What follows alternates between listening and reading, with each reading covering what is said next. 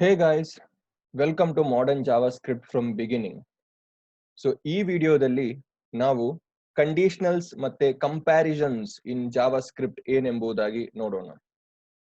So ಹೆಸರು ಹೇಳುಗಳದಲ್ಲಿ conditions ಅಂದ್ರೆ ಒಂದು ಕಂಡೀಷನ್ಸ್ ಮುಖಾಂತರ ಅಥವಾ ಒಂದು ಸ್ಟೇಟ್ಮೆಂಟ್ ಮುಖಾಂತರ ಆ ಸ್ಟೇಟ್ಮೆಂಟ್ ಇದು ಆದ್ಯತೆ ಪ್ರಕಾರ ನಮ್ಗೆ ಏನ್ ಮಾಡ್ಬೇಕು ಅದನ್ನು ಮಾಡುವಂತದ್ದು ಕಂಡೀಷನಲ್ಸ್.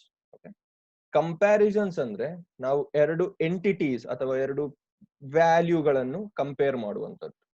ಸೊ ಅವರ ಹೆಸರುಗಳು ಹೇಳುವಾಗೇನೆ ಅವರ ಫಂಕ್ಷನಾಲಿಟಿ ಕೂಡ ನಮ್ಮ ಜಾವಾಸ್ಕ್ರಿಪ್ಟ್ ಅಲ್ಲಿ ಸಿಮಿಲರ್ ಆಗಿರುತ್ತೆ. ಓಕೆ, ಸೊ ನಾವು ಟೈಮ್ ವೇಸ್ಟ್ ಮಾಡದೆ ಎಕ್ಸಾಂಪಲ್ಸ್ ಅನ್ನು ನೋಡೋಣ. ಎಕ್ಸಾಂಪಲ್ಸ್ ನೋಡಿದ್ರೆ ನಿಮ್ಗೆ ಅದರಲ್ಲಿ ತುಂಬಾ ಜಾಸ್ತಿ ಅರ್ಥ ಆಗುತ್ತೆ. ಈಗ ಇಲ್ಲಿ ಕಂಡೀಷನಲ್ಸ್ ಮತ್ತೆ ಕಂಪ್ಯಾರಿಸನ್ಸ್ ತುಂಬಾನೇ ಇಂಪಾರ್ಟೆಂಟ್ ಆಗುತ್ತೆ ನಿಮ್ಮ ಅಪ್ಲಿಕೇಶನ್ಸ್ ಅಲ್ಲಿ ಅಥವಾ ನಿಮ್ಮ ಪ್ರೋಗ್ರಾಮ್ಸ್ ಅಲ್ಲಿ. ಯಾಕೆ ಅಂದ್ರೆ ಕೆಲವು ಸಲ ಕೆಲವು ಕಂಡೀಷನ್ ಮುಖಾಂತರ ನಮ್ಗೆ ರೆಂಡರ್ ಮಾಡ್ಲಿಕ್ಕೆ ಇರುತ್ತೆ. ಒಂದು ವ್ಯಾಲ್ಯೂ ಇಟ್ಬಿಟ್ಟು ಆ ವ್ಯಾಲ್ಯೂಕ್ಕಿಂತ ನಾವು ಕೊಡುವಂತಹ ವ್ಯಾಲ್ಯೂ ಆಲ್ರೆಡಿ ಡಿಕ್ಲೇರ್ ಆದಂತಹ ವೇರಿಯೇಬಲ್ ಗಿಂತ ಜಾಸ್ತಿ ಇದ್ದಲ್ಲಿ ಹೀಗೆ ಮಾಡಬೇಕು ಅಥವಾ ಇನ್ನೊಂದು ರೀತಿಯಲ್ಲಿ ಅದನ್ನು ರೆಂಡರ್ ಮಾಡಬೇಕು. ಸೊ ಅಂತ ಸಿಚುವೇಶನ್ಸ್ ಪ್ರೋಗ್ರಾಮಿಂಗ್ ಅಲ್ಲಿ ತುಂಬಾ ಬರುತ್ತೆ. ಸೊ ಅಂತ ಸಿಚುವೇಶನ್ಸ್ ಅನ್ನು ಈಸಿಯಾಗಿ ಹ್ಯಾಂಡಲ್ ಮಾಡ್ಲಿಕ್ಕೆ ಕಂಡೀಷನಲ್ಸ್ ಯೂಸ್ ಮಾಡ್ತಾರೆ. ಓಕೆ, ಸೊ ನಾವು ಜಸ್ಟ್ ಎಕ್ಸಾಂಪಲ್ ನೋಡೋಣ. ಸೊ ಸಿಂಟ್ಯಾಕ್ಟಿಕಲಿ ಬರೆಯುವುದು ಅಂತ ಹೇಳಿದ್ರೆ ಇಫ್ ಕಂಡೀಷನ್. ಸೊ ನಾವು ಕಂಡೀಷನ್ಸ್ ಅನ್ನು ಇಫ್ ಅಲ್ಲಿ ಬರಿತೇವೆ. ಇಫ್ ಸಮಥಿಂಗ್ ಏನಾದ್ರೂ ಇದ್ರೆ ಡೂ ಸಮಥಿಂಗ್ ಏನಾದ್ರೂ ಮಾಡ್ಕೊಳ್ಳಿ, ಇಲ್ಲ ಅಂತಿದ್ರೆ else do something else.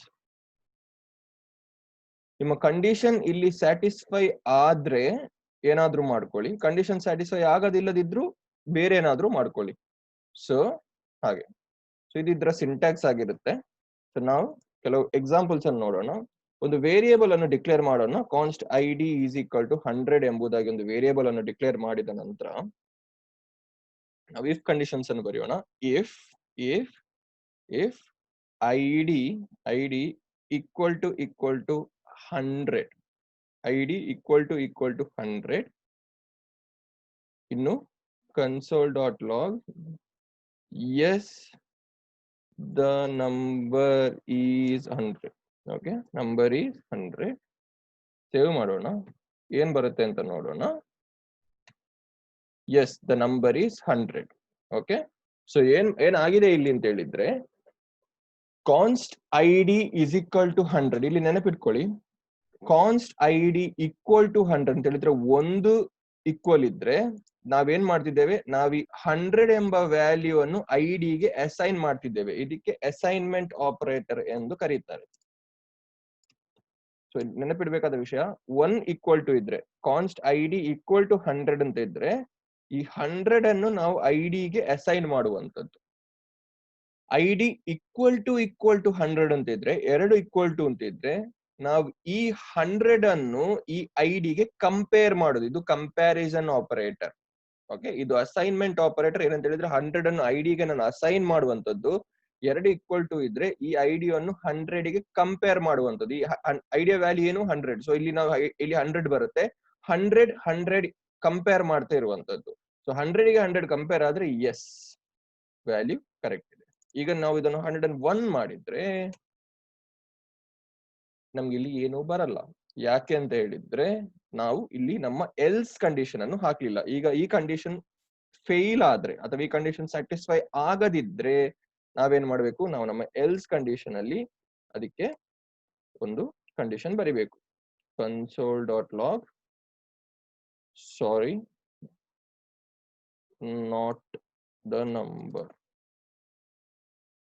So ಇದೀಗ 101 ನೀವು 100ಗೆ ಕಂಪೇರ್ ಮಾಡ್ತಿದ್ದೀರಿ. ಕಂಪೇರ್ ಮಾಡುವಾಗ ನಂಬರ್ ಇಸ್ 100 ಅಥವಾ ಈ ಕಂಡೀಷನ್ ಸ್ಯಾಟಿಸ್ಫೈ ಆಗಲ್ಲ. ಈ ಕಂಡೀಷನ್ ಸ್ಯಾಟಿಸ್ಫೈ ಆಗದೇ ಇದ್ದಲ್ಲಿ ಈ ಕಂಡೀಷನ್ಗೆ ಬರುತ್ತೆ. ಸೊ ಇಲ್ಲಿ ಸೇವ್ ಮಾಡೋಣ, ಹೋಗೋಣ. ನಮ್ಗೆ ಇಲ್ಲಿ sorry not the number. Okay, so next ಏನ್ ಮಾಡುವ ಅಂತ ಹೇಳಿದ್ರೆ ಇದೇ ತರ ಜಸ್ಟ್ ಕಾಪಿ ಒನ್ಸ್, ನಾನೊಮ್ಮೆ ಕಾಪಿ ಮಾಡ್ತೇನೆ, ಇಲ್ಲಿ ಪೇಸ್ಟ್ ಮಾಡ್ತೇನೆ, ಕಮೆಂಟ್ ಆದದನ್ನು ಅನ್ಕಮೆಂಟ್ ಮಾಡ್ತೇನೆ. ಸೊ ಇಲ್ಲಿ ಏನಾಗುತ್ತೆ ಅಂತ ಹೇಳಿದ್ರೆ ದಿಸ್ ಈಸ್ ಈಕ್ವಲ್ ಟು, ನಾವು ಅದನ್ನು ಈಕ್ವಲ್ ಮಾಡ್ತಾ ಇದ್ದೇವೆ, ಈಕ್ವಲ್ ಟು ರೈಟ್.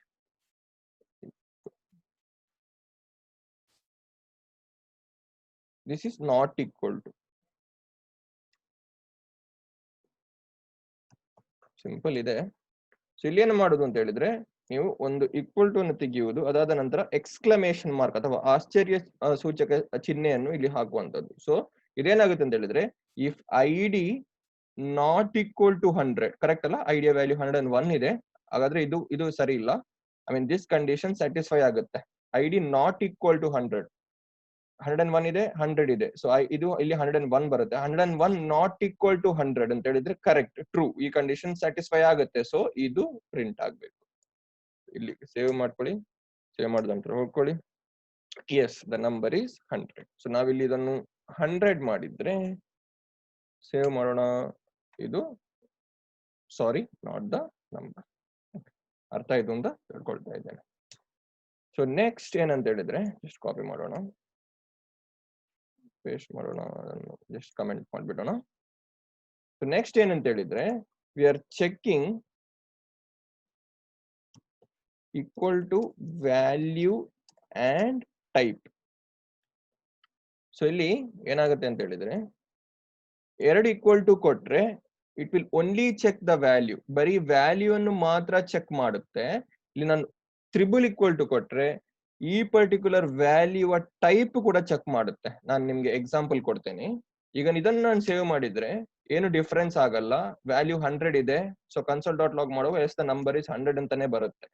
ಸೊ ನಾನಿವಾಗ ಈ ವ್ಯಾಲ್ಯೂ ಅನ್ನು ಸ್ಟ್ರಿಂಗ್ ಗೆ ಕಂಪೇರ್ ಮಾಡಿದ್ರೆ, ಈ ವ್ಯಾಲ್ಯೂ ಅನ್ನು ಸ್ಟ್ರಿಂಗ್ ಮಾಡಿದ್ರೆ, ಸ್ಟ್ರಿಂಗ್ ಅಂತ ಹೇಳಿದ್ರೆ ಗೊತ್ತಲ್ಲ, which enclose in double quotes or single quote. So ಈಗ ಈ ಐ ಡಿ ವ್ಯಾಲ್ಯೂ ನಂಬರ್ ಅಲ್ಲ, ಈ ಐ ಡಿ ವ್ಯಾಲ್ಯೂ ಸ್ಟ್ರಿಂಗ್ ಆಗುತ್ತೆ. ಈಗ ನಾನು ಇದನ್ನು ಸೇವ್ ಮಾಡಿ ನೋಡಿದ್ರೆ ನಂಗೆ ಸಿಗುತ್ತೆ ಸಾರಿ ನಾಟ್ ದ ನಂಬರ್. ಯಾಕೆನ್ ಬಿಟ್ರೆ ಇದು ಸ್ಟ್ರಿಂಗ್ ಆಗಿದೆ. ಟ್ರಿಬಲ್ ಈಕ್ವಲ್ ಟು ನೀವು ಹಾಕುವಾಗ ಇಟ್ ವಿಲ್ ಕಂಪೇರ್ ವ್ಯಾಲ್ಯೂ ಮಾತ್ರ ಅಲ್ಲ, it will compare the data type. Data type ಅನ್ನು ಕೂಡ ಕಂಪೇರ್ ಮಾಡುತ್ತೆ. ಈಗ ಇದ್ರ ಡೇಟಾ ಟೈಪ್ ಸ್ಟ್ರಿಂಗ್ ಇದೆ, ಇದ್ರ ಡೇಟಾ ಇಲ್ಲಿ ಬರುವಂತ ವ್ಯಾಲ್ಯೂ ಸ್ಟ್ರಿಂಗ್ ಇದೆ. ಸೊ ಸ್ಟ್ರಿಂಗ್ ಅನ್ನು ಮತ್ತೆ ನಂಬರ್ ಅನ್ನು ನೀವು ಕಂಪೇರ್ ಮಾಡ್ತಿದ್ದೀರಿ. ಟ್ರಿಬಲ್ ಈಕ್ವಲ್ ಟು ಮಾಡುವಾಗ ನೀವು ಎರಡು ವ್ಯಾಲ್ಯೂ ಕೂಡ ಸೇಮ್ ಆಗಿರ್ಬೇಕು. ಎರಡು ವ್ಯಾಲ್ಯೂ ಕೂಡ it should be, both the value should be of same type. So that is a difference. ಅದು ಡಬಲ್ ಈಕ್ವಲ್ ಟು ಮತ್ತು triple equal to a difference. Double equal to only will compare the values. Triple equal to will always compare the value and the type. Value ಅನ್ನು ಮತ್ತು type ಅನ್ನು ಅದು compare ಮಾಡುತ್ತೆ. So ಅರ್ಥ ಆಯ್ತು ಎಂಬುದಾಗಿ ತಿಳ್ಕೊಳ್ತಾ ಇದ್ದೇನೆ. ಇದನ್ನು ನಾನು ಪುನಃ ನಂಬರಿಗೆ ಮಾಡ್ತೇನೆ. So will comment this particular part. Okay. So ಈಗ ನೆಕ್ಸ್ಟ್ ಏನಂತ ಹೇಳಿದ್ರೆ, ಈಗ ಐ ಡಿ 100 ಇದೆ. ಓಕೆ, ಐ ಡಿ 100 ಇದೆ. ಸೊ ನಾವೇನ್ ಮಾಡುವ ಅಂತ ಹೇಳಿದ್ರೆ, ಇಫ್ ಐ ಹೀಗೆ ಬರೆದ್ರೆ ಓಕೆ ಟ್ರೂ, ಐ ಡಿ ಇದೆ ಎಂಬುದಾಗಿ console dot log just I D ಅನ್ನು ಡಿಸ್ಪ್ಲೇ ಮಾಡೋಣ. Else console dot log no I D ಅಂತ ಡಿಸ್ಪ್ಲೇ ಮಾಡೋಣ. ಓಕೆ, ನೋ ಐ ಡಿ ಅಂತ ಡಿಸ್ಪ್ಲೇ ಮಾಡೋಣ. ಎಲ್ಲ ನೀಟಾಗಿ ವರ್ಕ್ ಆಗುತ್ತೆ. 100 ಅಂತ ಬರುತ್ತೆ. ಯಾಕೆ ಅಂತ ಹೇಳಿದ್ರೆ ಐ ಡಿ ವ್ಯಾಲ್ಯೂ 100 ಇದೆ, ಐ ಡಿ ವ್ಯಾಲ್ಯೂ ಇಲ್ಲಿ ಮೇಲೆ 100 ಇದೆ. ಸೊ ಈಗ ನಾನು ಇದನ್ನು ಕಮೆಂಟ್ ಮಾಡಿದ್ರೆ ಐ ಡಿ ವ್ಯಾಲ್ಯೂ ಇಲ್ಲ, ಹಾಗಾದ್ರೆ ಐ ಡಿ ವ್ಯಾಲ್ಯೂ ಇಲ್ಲ. ಸೊ ಎಲ್ಲಿಗೆ ಹೋಗ್ಬೇಕು? ನಮ್ಮೆಲ್ಲರ ನಾಲೆಜ್ ಪ್ರಕಾರ ಅದು ಎಲ್ಸ್ ಕಂಡೀಷನ್ ಗೆ ಹೋಗ್ಬೇಕು. ಆದ್ರೆ ಇಲ್ಲಿ ನಮ್ಗೆ I D is not defined ಎಂಬುದಾಗಿ ಒಂದು ಇಶ್ಯೂ ಬರುತ್ತೆ. ಸೊ ಅಂತ ಇಶ್ಯೂ ಬರುವಾಗ ನಾವೇನ್ ಮಾಡ್ಬೇಕು ಅಂತ ಹೇಳಿದ್ರೆ, ಅದರ ಟೈಪ್ ಆಫ್, ನಾವು ಆಲ್ರೆಡಿ ಕಲ್ತಿದ್ದೇವೆ ಸ್ಟ್ರಿಂಗ್ಸ್ ಅಲ್ಲಿ ಟೈಪ್ ಆಫ್ ಅಂದ್ರೆ ಏನು ಅಂತ. Type of I D equal to undefined ಅಂತ ಮಾಡಬೇಕು. Okay, type of I D is equal to undefined. So ಇದೇನಾಗುತ್ತೆ ಅಂತ ಹೇಳಿದ್ರೆ, ಈಗ type of I D is equal to undefined ಮಾಡುವಾಗ ಅದು ಆಟೋಮೆಟಿಕಲಿ ಕಂಡೀಷನ್ ಫೇಲ್ ಆಗುತ್ತೆ. ಫೇಲ್ ಆಗಿ ಎಲ್ಸ್ ಕಂಡೀಷನ್ ಗೆ ಹೋಗುತ್ತೆ. ನಮ್ಗೆ ಎರರ್ ಬರಲ್ಲ, ನಮ್ಗೆ ಎಲ್ಸ್ ಕಂಡೀಷನ್ ಎಕ್ಸಿಕ್ಯೂಟ್ ಆಗುತ್ತೆ. Okay, type of id not equal to undefined. So save, and if I go no id inside print ಆಗುತ್ತೆ. Okay, so ಇದು type of value. ಇನ್ನೇನಂತ ಹೇಳಿದ್ರೆ, greater than or lesser than ಎಂಬ values ಇದೆ ಇದರಲ್ಲಿ. So ಇದನ್ನು just uncomment ಮಾಡ್ಬಿಡ್ತೇನೆ. So value of id is 100. So now if id, right, greater than 100, id value 100 ಗಿಂತ ಗ್ರೇಟರ್ ಇದ್ರೆ console dot log high, else ಕಮ್ಮಿ ಇದ್ರೆ ಕನ್ಸೋಲ್ ಡಾಟ್ ಲಾಗ್ ಲೋ ಏನಾಗುತ್ತೆ ನೋಡೋಣ. ಸೇವ್ ಮಾಡಿ, ವ್ಯಾಲ್ಯೂ ಇಲ್ಲಿ ಲೋ. ಯಾಕೆಂತ ಹೇಳಿದ್ರೆ ನಮ್ಮ 100 ವ್ಯಾಲ್ಯೂ ಇದಕ್ಕಿಂತ ಗ್ರೇಟರ್ ಅಲ್ಲ, ಕರೆಕ್ಟ್ ಅಲ್ಲ? ಸೊ ಗ್ರೇಟರ್ ಅಲ್ಲದೆ ಇದ್ದಲ್ಲಿ ಅದು ಲೋ ಕಂಡೀಷನ್ಗೆ ಹೋಗುತ್ತೆ. ಈಗ ಗ್ರೇಟರ್ ದ್ಯಾನ್ ಈಕ್ವಲ್ ಟು ಮಾಡಿದ್ರೆ ವ್ಯಾಲ್ಯೂ ವಿಲ್ ಬಿ ಹೈ. ಯಾಕೆಂತ ಹೇಳಿದ್ರೆ 100 is greater than or equal to 100. So ಆದ ಕಾರಣ ಈ ವ್ಯಾಲ್ಯೂ ಹೈ ಅಲ್ಲಿ ನಿಲ್ಲುತ್ತೆ, ಇಲ್ಲದಿದ್ರೆ ಲೋ. ಸಿಮಿಲರ್ಲಿ ನಿಮ್ಗೆ ಲೆಸ್ ದ್ಯಾನ್ ಕೂಡ ಮಾಡಬಹುದು based on the values. Okay, so ಇದು greater than or lesser than. ಇನ್ನ ಇದಾದ್ಮೇಲೆ there is something called as if else, correct ಅಲ್ಲ? ಇಫ್ ಎಲ್ಸ್ ಒಂದು ವೇರಿಯೇಬಲ್ ಡಿಕ್ಲೇರ್ ಮಾಡ್ತೇನೆ, ಕಾನ್ಸ್ಟ್ ಕಲರ್ ಎಂಬುದಾಗಿ, ಬ್ಲೂ ಎಂಬುದ ಕಲರ್ ಡಿಕ್ಲೇರ್ ಮಾಡ್ತೇನೆ. ಸೊ ನಾನು ಇಲ್ಲಿ ಬರೀತೇನೆ if colour equal to red. Red ಆಗಿದ್ರೆ console dot log red print ಮಾಡಿ, ಅಥವಾ ಕಲರ್ ಈಸ್ ರೆಡ್. ಅಲ್ಲದಿದ್ರೆ ಇನ್ನೊಂದು ಕಂಡೀಷನ್ ಹಾಕ್ಲಿಕ್ಕೆ ಎಲ್ಸ್ ಇಫ್ ನಾವು ಯೂಸ್ ಮಾಡ್ತೇವೆ. Else if colour equal to blue ಆಗಿದ್ರಲ್ಲಿ, right, console dot log of colour is blue. ಈ ಎರಡೂ ಕಂಡೀಷನ್ ಸ್ಯಾಟಿಸ್ಫೈ ಆಗದಿದ್ದಲ್ಲಿ else console dot log some other colour. Save ಮಾಡೋಣ, ಸೇವ್ ಮಾಡಿ ಹೋಗೋಣ. Colour is blue. ಈಗ ಈ ಕಲರ್ ನಾನು ಬ್ಲ್ಯಾಕ್ ಮಾಡಿದ್ರೆ ಫಸ್ಟ್ ಕಂಡೀಷನ್ ಸ್ಯಾಟಿಸ್ಫೈ ಆಗಲ್ಲ, ಸೆಕೆಂಡ್ ಕಂಡೀಷನ್ ಸ್ಯಾಟಿಸ್ಫೈ ಆಗಲ್ಲ, ಅದು ಥರ್ಡ್ ಕಂಡೀಷನ್ಗೆ ಹೋಗುತ್ತೆ, ಸಮ್ ಅದರ್ ಕಲರ್ಗೆ ಹೋಗುತ್ತೆ. Some other colour. ಓಕೆ, ಇದು ಇಫ್ ಎಲ್ಸ್. ಇದಲ್ಲದೆ there are something called as logical operator. Logical operator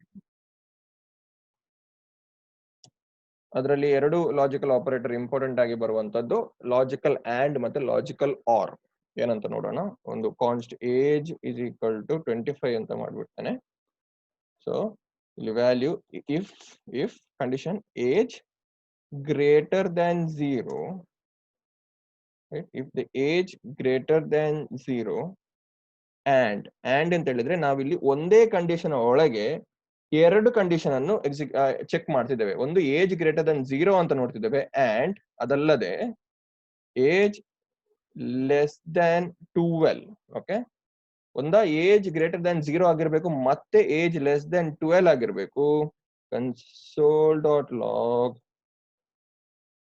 he is an child.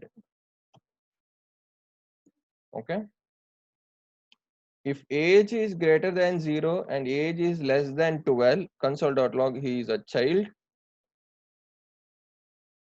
Else if ಎರಡನೇ condition, age is greater than 20 and ಅಂತ ಹೇಳಿದ್ರೆ ಎರಡು ಕಂಡೀಷನ್ ಸ್ಯಾಟಿಸ್ಫೈ ಮಾಡ್ತಿದ್ದೇವೆ. Age is less than, sorry, age is greater than 13 ಆಯ್ತಾ. age is greater than 13 and 13 and age is less than 20 ಅದರಲ್ಲಿ ಏನಾಗುತ್ತೆ, console.log he is an ಏನ್ ಹೇಳುದು, adult ಅಲ್ಲ, adult after 20. I will keep it as infant or anything, any value is fine. ಈಗ save ಮಾಡುದು. else console.log he is an adult. ಸರಿಯಾ? So ಈಗ ಹೋದ್ರೆ will get he is an adult. ಯಾಕೆಂತ ಹೇಳಿದ್ರೆ ಏಜ್ ಇಸ್ 25, ಎರಡು condition satisfy ಆಗಲ್ಲ. Greater than 0 ಆದ್ರೂ ಲೆಸ್ ದನ್ 12 ಆದ್ರೂ ಇದು ಪ್ರಿಂಟ್ ಆಗ್ಬೇಕು, greater than 13 and less than 20 ಆದ್ರೂ ಇದು ಪ್ರಿಂಟ್ ಆಗ್ಬೇಕು. ಸಿನ್ಸ್ ಇಸ್ 25 ಇದು ಪ್ರಿಂಟ್ ಆಗುತ್ತೆ. ಇಫ್ ಐ ಗಿವ್ ಇಟ್ 14 ಏನ್ ಪ್ರಿಂಟ್ ಆಗ್ಬೇಕು, ಈ ಕಂಡೀಷನ್ ಸ್ಯಾಟಿಸ್ಫೈ ಆಗ್ಬೇಕು. ಸೊ ಈಸ್ ಅನ್ ಇನ್ಫೆಂಟ್ ಎಂಬುದಾಗಿ ಬರುತ್ತೆ. ಸೊ ಇಲ್ಲಿ ಏನಾಗುತ್ತೆ ಅಂತ ಹೇಳಿದ್ರೆ you are checking the two condition, ಎರಡೂ ಕಂಡೀಷನ್ ಸ್ಯಾಟಿಸ್ಫೈ ಆದ್ರೆ ಮಾತ್ರ ಇದ್ರೊಳಗಿಂದ ಅದು ಹೊರಗೆ ಬರಬೇಕು. This is logical and operator use ಮಾಡಿ ಮಾಡುವಂಥದ್ದು. ಇದನ್ನ ಜಸ್ಟ್ ಕಮೆಂಟ್ ಮಾಡಿಬಿಟ್ಟು ಲಾಜಿಕಲ್ ಆರ್ ಆಪರೇಟರ್ ಮಾಡ್ತೇನೆ. So if age greater than 16 or ಎರಡು ಪೈಪ್ ಕ್ಯಾರೆಕ್ಟರ್ ಅಂತ ಹೇಳಿದ್ರೆ ಇದು or, age less than 65 console.log he can participate. okay, age 16ಕ್ಕಿಂತ ಕಮ್ಮಿ ಇದ್ದು 65ಕ್ಕಿಂತ ಮೇಲೆ ಇದ್ರೆ he cannot participate, he can't participate. Double quotes ಮಾಡಿಬಿಡ್ತಾ ಇದನ್ನು. ಓಕೆ, ಯಾವ್ದಾದ್ರು ಒಂದು ಕಂಡೀಷನ್ ಸ್ಯಾಟಿಸ್ಫೈ ಆದ್ರೆ ಸಾಕು. ಆರ್ ಅಲ್ಲಿ ಯಾವ್ದಾದ್ರು ಒಂದು ಕಂಡೀಷನ್ ಸ್ಯಾಟಿಸ್ಫೈ ಆದ್ರೆ ಸಾಕು. console.log he can participate. So age 16ಕ್ಕಿಂತ ಮೇಲಿದ್ದು ಅಥವಾ 65ಕ್ಕಿಂತ ಕಮ್ಮಿ ಯಾವ್ದಾದ್ರು ಒಂದು ಕಂಡೀಷನ್ ಸ್ಯಾಟಿಸ್ಫೈ ಆದ್ರೆ ಇದು ಎಕ್ಸಿಕ್ಯೂಟ್ ಆಗುತ್ತೆ. ಇಲ್ಲಿ ಏಜ್ ನಮ್ದು 14, ಸೊ he cannot participate. ಯಾಕಂತ ಹೇಳಿದ್ರೆ ಏಜ್ 16ಕ್ಕಿಂತ ಕಮ್ಮಿ ಇದೆ. So if I right 17 here, he can't participate. okay, age he can, sorry again, he can and this is he can't. So age 17 ಇದ್ದಲ್ಲಿ ಅವರಿಗೆ ಪಾರ್ಟಿಸಿಪೇಟ್ ಮಾಡ್ಲಿಕ್ಕೆ ಆಗುತ್ತೆ. ಓಕೆ, ಸೊ ಇದು logical or operator. ಯಾವ್ದಾದ್ರು ಒಂದು ಕಂಡೀಷನ್ ಸ್ಯಾಟಿಸ್ಫೈ ಆದ್ರೆ logical and. So ಇದನ್ನು comment ಮಾಡೋಣ.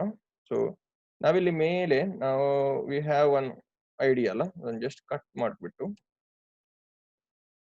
ಕೆಳಗೆ ಬಂದು if I right here ಕಾನ್ಸ್ಟ್ ID.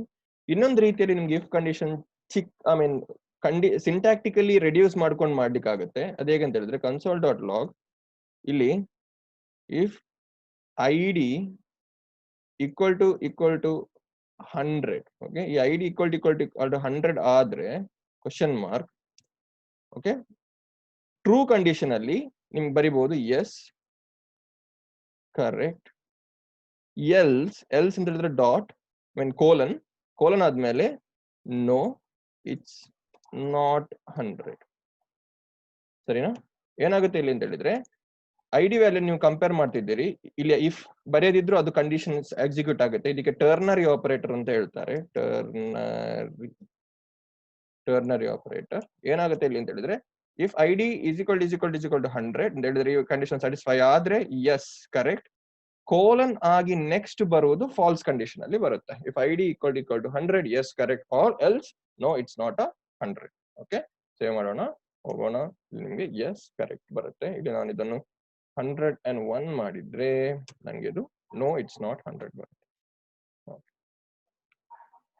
So ಅಷ್ಟೇ ಗೈಸ್, ಕಂಡೀಷನಲ್ಸ್ ಮತ್ತು ಕಂಪ್ಯಾರಿಸನ್ಸ್. ಐ ಹೋಪ್ ನಿಮ್ಗೆ ಈ ಪರ್ಟಿಕ್ಯುಲರ್ ವಿಡಿಯೋ ತುಂಬಾ ಹೆಲ್ಪ್ ಆಯ್ತು ಅಂತ ತಿಳ್ಕೊಂಡಿದ್ವಿ. ತುಂಬಾ ಕಲ್ತ್ವಿ ನಾವು ಇವತ್ತು. ಸೊ ಇನ್ ಮುಂದೆ ಬೇರೆ ಹೊಸ ವಿಡಿಯೋದಿಂದಾಗಿ ಹೊಸ ಟಾಪಿಕ್ಸ್ ಅನ್ನು ಕಲಿಯೋಣ. ಅದೇ ತರ ಇದ್ರ ಬಗ್ಗೆ ಪ್ರಾಕ್ಟೀಸ್ ಮಾಡಿ ವಿಡಿಯೋಸ್ ಅನ್ನು ನೋಡ್ತಾ ಇರಿ. ನೋಡಿ you can just practise it on. ಸರಿಯಾ? ಸೊ ಪ್ರಾಕ್ಟೀಸ್ ಮಾಡಿದ್ದಲ್ಲಿ ಮಾತ್ರ ನಿಮ್ಗೆ ಇದನ್ನು you can learn it much better. ಇಲ್ಲದಿದ್ರೆ ಸ್ವಲ್ಪ ಕಷ್ಟ ಆಗುತ್ತೆ. So keep watching guys, keep sharing. Thank you so much. Next ವಿಡಿಯೋದಲ್ಲಿ ಬರುವ ತನಕ ಸ್ಟೇ ಸೇಫ್, ಎಲ್ಲ ಸೇಫ್ ಆಗಿರಿ. ಅದೇ ತರ ಬೆಸ್ಟ್ ಟೈಮ್ ಇದು ನಿಮ್ಗೆ ಯಾವ್ದಾದ್ರು ಹೊಸ ನಾಲೆಜ್ ಕಲೀಲಿಕ್ಕೆ. So just relax and enjoy. Okay, bye bye.